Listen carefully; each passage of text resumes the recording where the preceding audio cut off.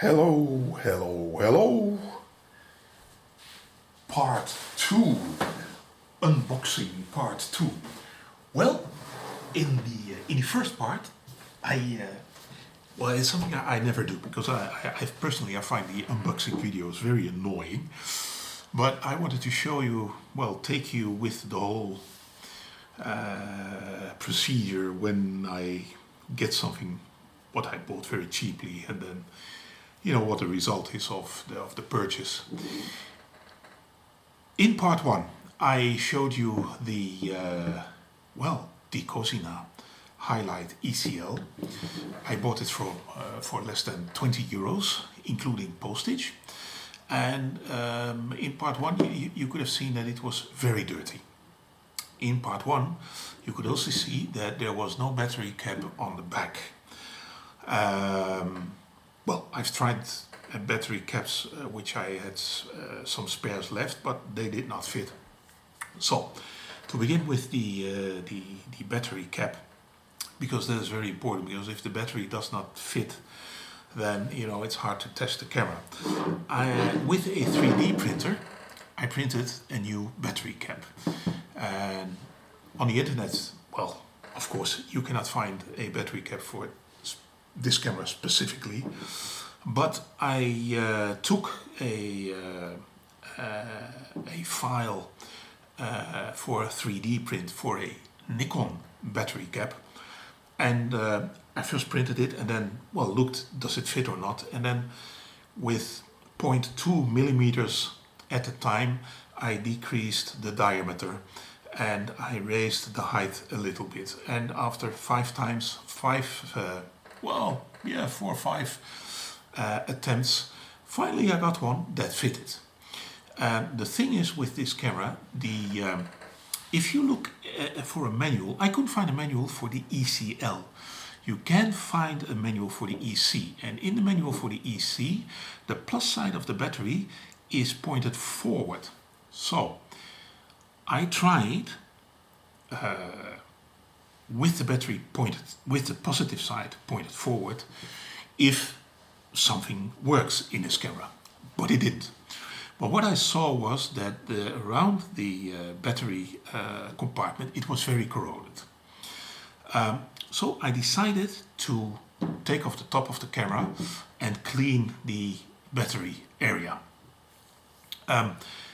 When I opened the camera, I saw that the metal part of the battery screw, of the battery entrance, so to say, is of metal, and there is a plastic tube behind it, and they're not connected to each other. There's a little bit space between it.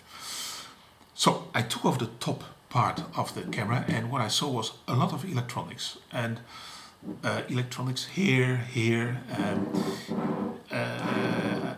I also took off the front of the camera. I will explain that to you later.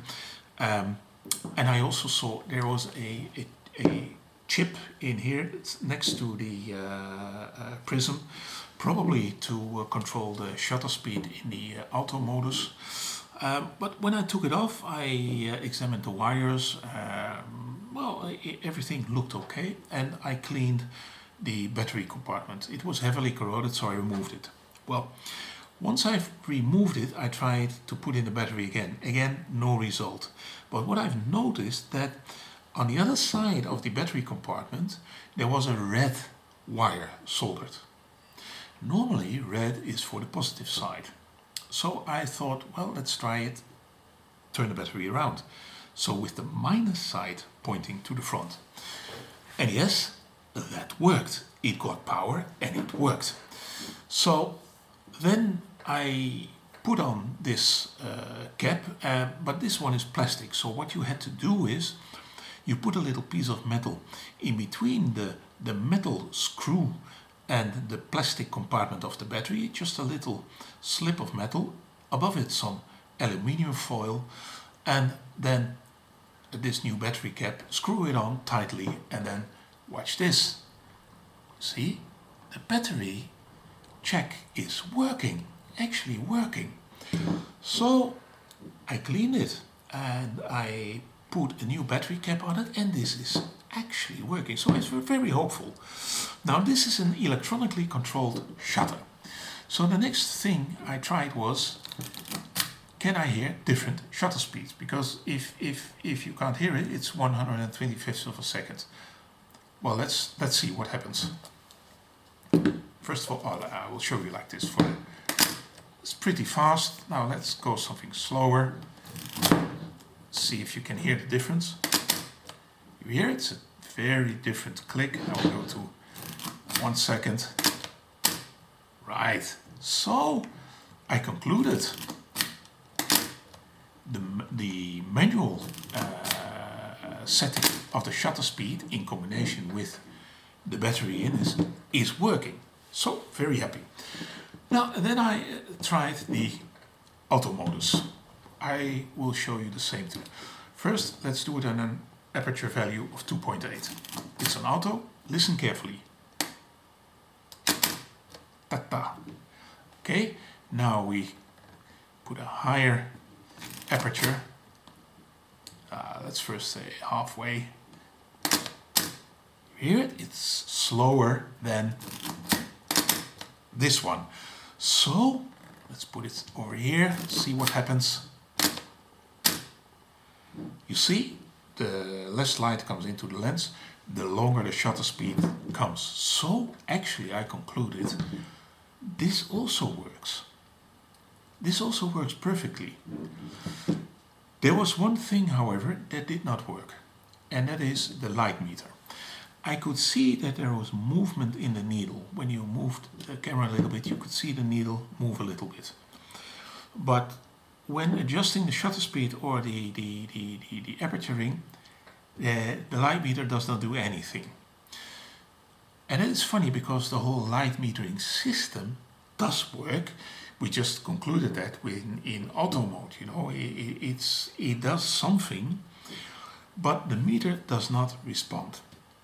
Well, then I read on the internet, you know, what can be, if you press this one halfway, I will show you what happens with this camera.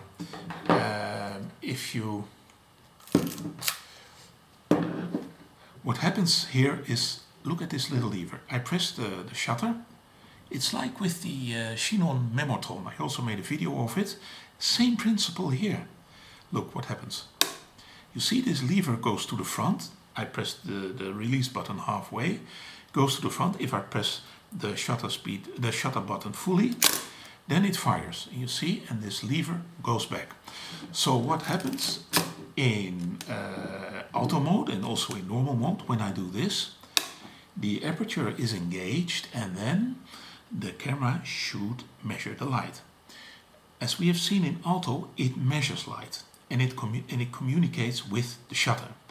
But it doesn't give any values to the meter because the meter doesn't do anything. So I read on the internet that if the meter is not firing, it can be a few things.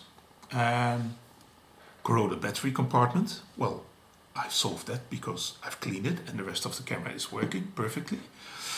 And also what was mentioned was some dirty contacts.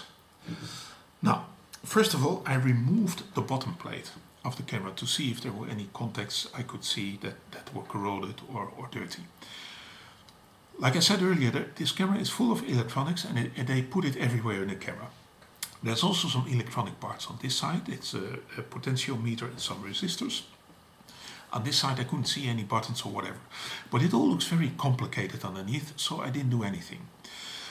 But I also didn't see a button activated by this shutter button, which engages normally the light meter. So I decided to remove the front of the camera. This front plate. It's a whole front plate. It goes from, well, this side to this side, and you take this complete part off. The only thing that remains are two wires to this one. This is to lock your metered value if the light meter is working. And I have noticed that, well, I say if the light meter is working, but that's not necessary because I tried without light meter pointing to a dark section, press this button and then pointing to a lighter section, and then it still uses the shutter speed of the dark section. I could hear it, how fast the shutter was going. So that one's actually working. The only thing that the light meter is not working. So I remove this plate, and on this side and on this side there are lots of electronics, some copper plated contacts, and it looks very, very complicated. I cleaned some parts very carefully and hoped for the best and hoped for some, well, life in the light meter, but alas, it didn't come. So there is something else wrong with the light meter. Like I said, the needle is not stuck. There is power. The light metering system is working. Can you conclude then that the light meter has broken itself? Well, that is something I think about what is possible. On the other hand, what could possibly ruin a light meter like this? It doesn't work much. I mean, it's well, maybe it was dropped, but then again, the light meter was moving a little bit. So I find that hard to believe. But the thing is, what then is the problem of the light meter? And that is my question to you. If you have any idea of what the problem might be of the light meter, please let me know. Or if you have any questions, please list them below. I will talk to you about some other features of this camera, because for less than 20 euros I can still use this camera with an external light meter, and I can still use it without light meter on the auto modus. The camera, you can lock the shutter if you want, like this, unlock it like this. It has a shutter speed up to 1/2000th of a second. It is a very rare, in my opinion, aperture priority that works with all M42 lenses. You don't need a special lens, M42 lens, to work with the aperture priority. There are a few cameras made for M42 lenses which can handle aperture priority, and the Shinon Memotron CE3 is one of them, and this one. I don't know if there were any more, but I like the concept because I like M42 lenses, because there's a wide variety, and I like aperture priority. I use that a lot. So that is all functioning, and that is. And of course, there's a self-timer here. It's also like the Shinon Memotron, you've pressed halfway the shutter, you engaged the little lever, and now the aperture pin is pressed, so the aperture is closed. Maybe you can see it, not in this lens. Aperture is closed, but if I want to open it again, I press this one, and then it's open again. So, yeah, it's basically a good camera with, well, quite a lot of functions. With even here you have two sockets for a flash, a hot shoe for the flash. So it's a pretty it's heavy, also heavy, the camera. The lens I got with it, I don't know, I'm not so, it's a little bit neglected. There are some scratches on the front. There was some dust in it and some dirt. I removed it, and the lens now is reasonable. Of course, there's still some dust in it. I find it very hard to clean lenses. There's always, when you clean the lens, you see one compartment of the lens, it's very clean. And then you put them together all again, and then all of a sudden there's lots of dust in it.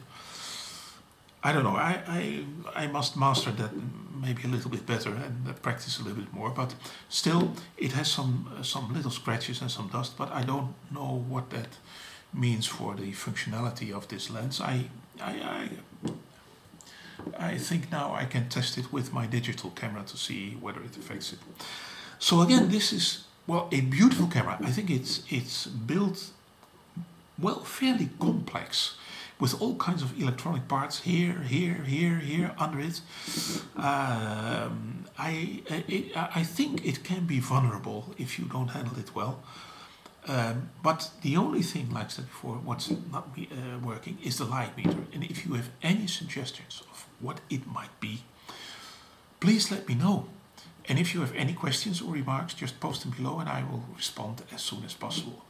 Well, thank you for watching this last part of this Cosina Hi-Lite review and unboxing. Thank you. Bye-bye.